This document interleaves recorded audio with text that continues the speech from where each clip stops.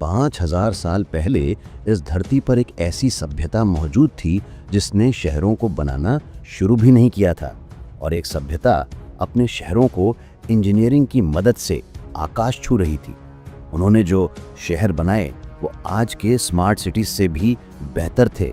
बिना किसी राजा, बिना किसी मंदिर के ये सभ्यता कैसे चली? और उससे भी बड़ा सवाल, ये सब कहाँ गया?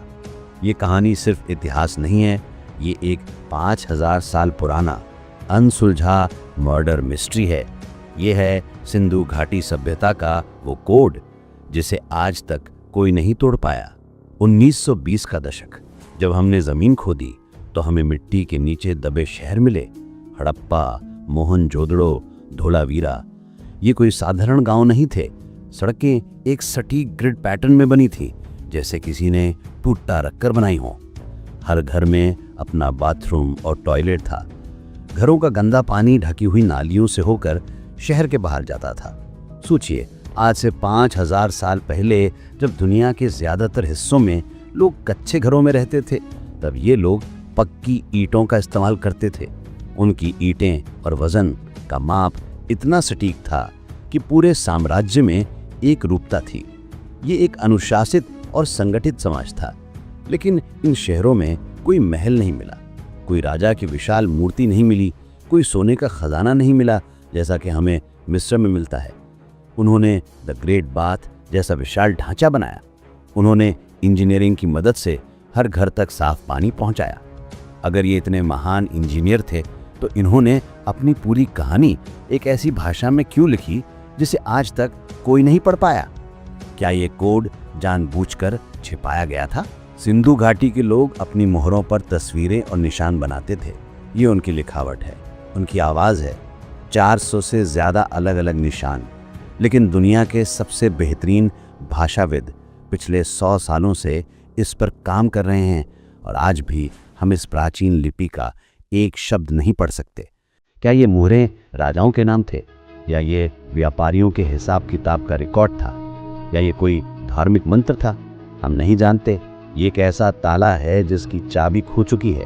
जब तक हम इसे नहीं तोड़ते तब तक हम ये कभी नहीं जान पाएंगे कि उनके जीवन के सच क्या थे। और राज सिर्फ उनकी भाषा नहीं है, उनका राजा कौन था?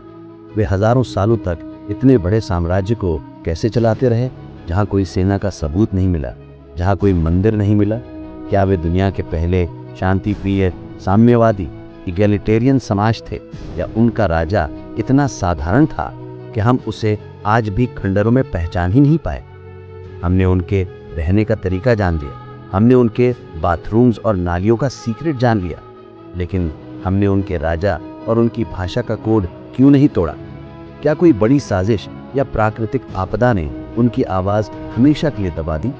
1800 ईसा पूर्व यानी कि बीसी के आसपास कुछ बहुत भयानक हुआ। ये महान सभ्यता जो हजारों सालों से फल फूल रही थी, बिखरने लगी। शहर खाली होने लगे, लोग छोटे गांव की ओर जाने लगे। उनकी शानदार शहरी प्लानिंग अचानक मिट्टी में मिल गई। सवाल है, क्यों? उनके पतन के 3 मुख्य सिद्धांत हैं और तीनों ही डरावने हैं।